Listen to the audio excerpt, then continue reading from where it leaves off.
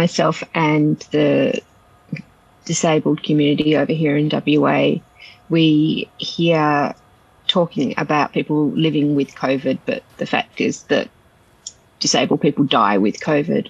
60% of the people who died in England were people with disabilities, and it would mean that we have to go into self-imposed lockdown for months and months and face losing our family members, and some of us face dying.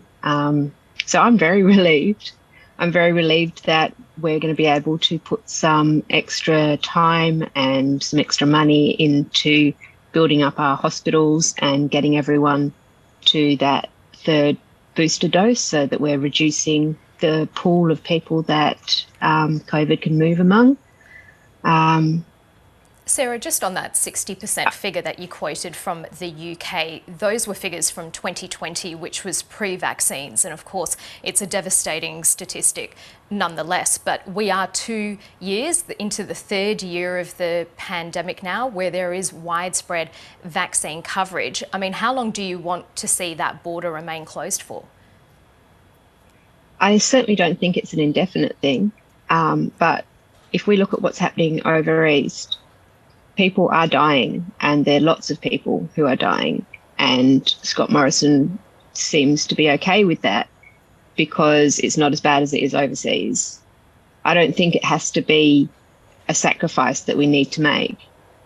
We've heard right from the beginning that people with underlying health conditions are the ones who don't make it through COVID. And the elderly, people with intellectual disabilities, people who are Indigenous people, and low-income people.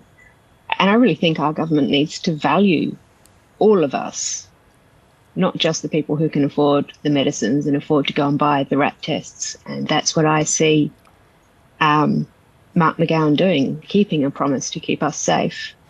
Tell me a little bit about your health condition and your daughter and your father as well.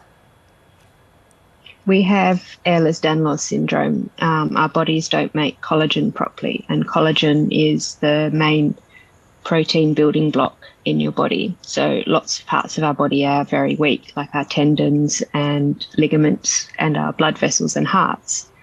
My father has a dissected aorta, which means it's split into 2 sections. That's not something that's going to get through COVID.